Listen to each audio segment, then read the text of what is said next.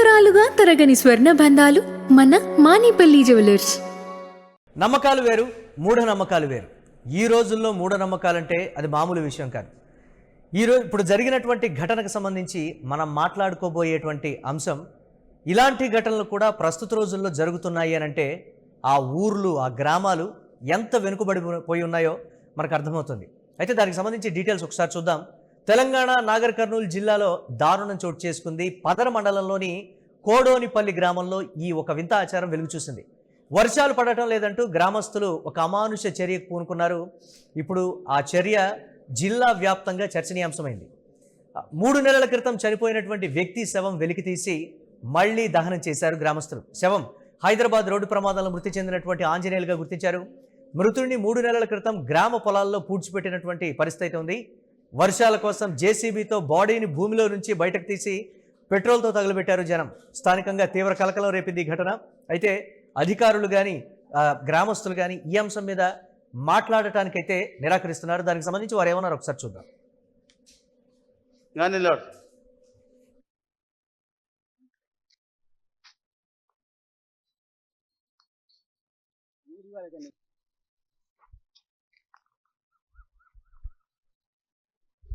ఇదేనా బొంద వచ్చిన బొంద పెట్టినాడు.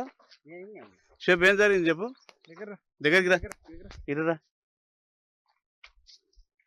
కానీ లోడ్ ఏం జరిగింది చెప్పు. ఇంకా ఈయన మనిషిని పోస్ట్ మార్టం చేసి తీసుకొస్తానని చెప్పారు.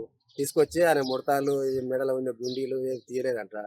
తీయకుండా అటనే వేసి మూట కట్టి వేసినందుకు ఆ మూట వల్ల వర్షం వస్తలేదని చెప్పి పెద్దలు మాట్లాడుకొని నిర్ణయించుకొని అట చేసి తీసారు. అసలు రాక సార్ గుంతలో పెట్టిరు. తీసుకొచ్చి అక్కడ జేసీబీ గుంత తీసి గుంతలు వేస్తే ఆ గుంతలో నీరు వర్షం వస్తలేదని చెప్పి మళ్ళీ తీసి పెట్రోల్ పోసి తలగబెట్టిరు కట్టెలేసి. అది పరిస్థితులు అవుతుంది. నెల దాటి 3 నెలలుగా వస్తుంది. 3 నెలల తర్వాత మనిషిని నిన్న తీసి పెట్రోల్ పోసి మళ్ళీ అంటూ పెట్టించారు. అది పరిస్థితి. వర్షం వల్ల ప్రాబ్లం వల్ల ఉండబట్టి ఈ ఊరు మండలం వరకు వస్తలేదంట, 10 మండలం వరకు, అందువల్ల తీసేసారు. వర్షం వస్తలేదని అది మొలతాలు జిల్తాలు ఇవన్నీ అట్లే కట్టి బొంద పెట్టిందేమన్నా బాధకు తెప్పించారు దాన్ని. అంతే నిన్న తీసిందంట, తీసి జేసీబీ వచ్చి తీసి కట్టెలేసి కాగబెట్టింటారు.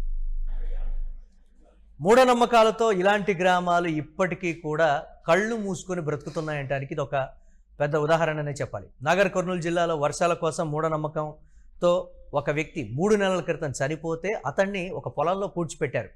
ఆ పొలంలో పూడ్చినటువంటి వ్యక్తిని బయటకు తీసి, ఆ శవాన్ని బయటకు తీసి మళ్ళీ దహనం చేశారు. ఎందుకనంటే వర్షాలు పడతాయనేది మా నమ్మకం, మా పూర్వీకులు చెప్పారు. మేము అందుకోసమే ఆ శవాన్ని మరి వెలికి తీసి మళ్ళీ దహనం చేశాం. మరి ఆ శవాన్నే మరి ఎందుకు వెలికి తీసి దహనం చేశారు అనడానికి కూడా ఎవరు సమాధానం చెప్పేటువంటి పరిస్థితి లేదు. ఎందుకు చేశారు అనంటే దానికి వారు చెప్తున్నటువంటి కారణం ఇది. ప్రపంచవ్యాప్తంగా ఎల్ నినో ప్రభావంతో వర్షాలు పడట్లేదు మొర్రో అని మీడియా మొత్తుకుంటోంది. అధికారులు చెప్తున్నారు, ప్రభుత్వాలు దీని మీద తర్జన పడుతూ ఉంటే గతంలో 3 నెలల క్రితం చనిపోయినటువంటి ఒక వ్యక్తి శవాన్ని, పూడ్చిపెట్టబడినటువంటి ఒక వ్యక్తి శవాన్ని వెలికి తీసి మళ్ళీ దహనం చేశారు అనంటే ఆ గ్రామస్తుల్లో చదువుకున్నటువంటి వాళ్ళు ఒకళ్ళు లేరా? ఆ గ్రామ అధికారులు ఏమైపోయారు? దీనికి సంబంధించి ఆ గ్రామంలో ఉండేటువంటి వార్డు మెంబర్స్ కావచ్చు, లేకపోతే సర్పంచ్ కావచ్చు, వీరైనా ఒక్క మాట చెప్పేటువంటి పరిస్థితులు, ఈ పరిస్థితిని ఆపే సిచ్యువేషన్స్ అక్కడ లేవు అనంటే అందరూ కూడా చదువుకున్నటువంటి వాళ్ళు, చదువు లేనటువంటి వాళ్ళు కూడా మూఢనమ్మకంతో చేసినటువంటి ఒక పిచ్చి పని ఇది అని చెప్తున్నారు. మరి అవేర్నెస్ కల్పించాల్సినటువంటి అధికారులు ఏమైపోతూ ఉన్నారు? మీడియాలో చెప్తున్నారు, సోషల్ మీడియాలో చెప్తున్నారు, ప్రపంచవ్యాప్తంగా వాతావరణ పరిస్థితులు ఇది, రాబోయే 2027 ఇంకా గడ్డు కాలం రాబోతుంది, ఈ సంవత్సరం వర్షాలు చాలా తక్కువగా ఉంటాయి, వేరే విత్తనాలు వేసుకోండి, నీటి ఆధారం లేనటువంటి పంటలు మీరు వేసుకోండి. అదే గ్రామంలో గత కొన్ని రోజుల క్రితం అధికారులు నెత్తి నోరు ముత్తుకొని చెప్పారు, ప్రపంచవ్యాప్తంగా వర్షాలు పడట్లేదు, దాదాపు 2 సంవత్సరాలు ఇలానే కరువు ఉంటుంది, మీకంతా కూడా అనుభవం ఉంటుంది కదా, విత్తనాలు చల్లి నీళ్లు తక్కువగా ఉండేటువంటి పంటలు వేసుకోండి మొర్రో అని చెప్పారు. అయినప్పటికీ మనం చూసాం గతంలో వర్షాలు పడకపోతే 2 కప్పలకి పెళ్లిళ్ళు చేసి వర్షాలు పడాలంటాం, కానీ లేకపోతే గంగమ్మ తల్లికి బిందెలతో నీళ్లు పోసి వర్షాలు పడాలని మొక్కుకోవడం కావచ్చు, లేకపోతే ఇతరత్ర అన్ని పరిణామాలు ఉంటాయి. చుట్టుపక్కలంతా వర్షాలు పడుతూ ఆ గ్రామంలో వర్షాలు పడకపోతే ఏదో అనుకోవచ్చు, కానీ ప్రపంచవ్యాప్తంగా వర్షపు నీటి చుక్క కోసం ఆశగా ఎదురు చూస్తున్నటువంటి పరిస్థితుల్లో 3 నెలల క్రితం హైదరాబాద్లో రోడ్డు ప్రమాదంలో చనిపోయినటువంటి ఆ గ్రామానికి చెందిన ఆంజనేయులు అనేటువంటి ఆ వ్యక్తి సంబంధించి 3 నెలల క్రితం చనిపోయి పూడ్చిపెట్టబడ్డాడు అనంటే ఆ ఆల్మోస్ట్ దానికి సంబంధించి ఎముకలు తేలుంటాయి. సో దాన్ని బయటికి తీసి మళ్ళీ ఆ వాసన కావచ్చు, లేకపోతే దానికి సంబంధించి పురుగు పట్టు ఉంటుంది, దీనికి సంబంధించి చాలా రకాల రోగాలు కూడా వ్యాప్తి చెందేటువంటి పరిస్థితులు ఉంటాయి. ఇలాంటి ఒక అంశం ఊరు మొత్తం కలిసి చేస్తోందని తెలిసినప్పుడు అధికారులకి ఈ విషయం తెలియకుండా ఉంటుందా?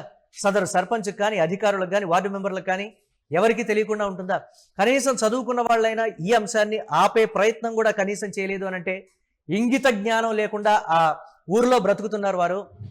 అంత మూఢనమ్మకాలతో కళ్ళు మూసుకుపోయి బాహ్య ప్రపంచం ఈ స్థాయిలో టెక్నాలజీ పరంగా ఇంత అభివృద్ధి చెందుతూ ఉంటే కళ్ళు మూసుకుపోయి అజ్ఞానంతో బ్రతుకుతున్నటువంటి ఇలాంటి గ్రామాల్లో కనీసం అవేర్నెస్ కార్యక్రమాలు నిర్వహించాలి.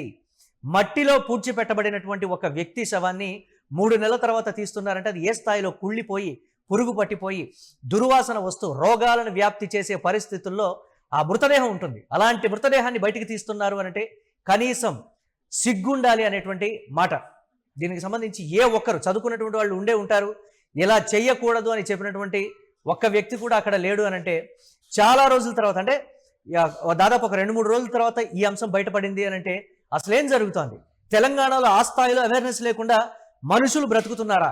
రైతులు వారు వర్షాలు పడటం లేదు అంటే దీనికి సంబంధించి గంగమ్మ తల్లికి నీళ్లు పోయటమో, లేకపోతే గ్రామదేవతకి ఏదో ఒకటి సమర్పించుకోవడమో, లేకపోతే ఇతరత్ర ఏదో ఒకటి చేసే పరిస్థితులు ఉంటాయి. కానీ ఇలాంటి పనులు చేస్తారా? ఒక పండగ వాతావరణంలో ఏదైనా కార్యక్రమం చేసి వర్షాలు పడాలని మొక్కుకోవాలి, కానీ ఎప్పుడో 3 నెలల క్రితం చనిపోయినటువంటి వ్యక్తిని బయటకు తీసి మళ్ళీ దహనం చేస్తున్నారు అంటే కనీసం ఇంగిత జ్ఞానం లేని మనుషులు అక్కడ బ్రతుకుతున్నారు. మూఢనమ్మకాలతో కళ్ళు మూసుకుపోయి బ్రతుకుతున్నారు అక్కడ అనంటే ఆ గ్రామానికి ఒక్కసారి అధికారులు వెళ్ళాలి, అవేర్నెస్ క్రియేట్ చేయాలి. ఒకవేళ ఆ ఊరిలో ఏదైనా రోగాలు వ్యాప్తి చెందితే, ఆ మృతదేహాన్ని దహనం చేసేటువంటి పరిస్థితులు ఏదైనా రోగాలు వ్యాప్తి చెందితే మాత్రం గ్రామం మొత్తం కూడా తుడిచిపెట్టిపోయేటువంటి పరిస్థితులు ఉంటాయి. 3 నెలల క్రితం పూడ్చిపెట్టబడినటువంటి వ్యక్తిని బయటికి తీసినప్పుడు దాదాపుగా 70-80% కుళ్ళిపోయి ఉంటుంది. మట్టిలో కలిసిపోవడానికి రెడీగా ఉండేటువంటి మృతదేహం అది. దాన్ని బయటికి తీసి మళ్ళీ దహనం చేశారు అనంటే వారి అజ్ఞానానికి కావచ్చు, మూఢనమ్మకాలకి, సిగ్గులేనితనానికి, పిచ్చితనానికి అది ఒక వెధవ పని కిందే మనం చూడాల్సినటువంటి పరిస్థితి. ఇలాంటి గ్రామాలను ఐడెంటిఫై చేయాలి అధికారులు.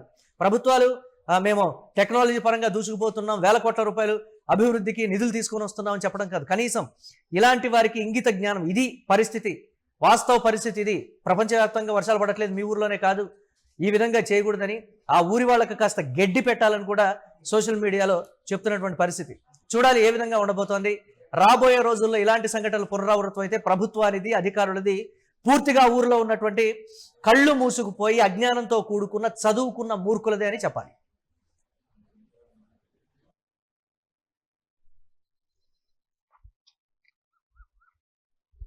ఇదేనా బొంద? వచ్చిన బొంద పెట్టినాడు.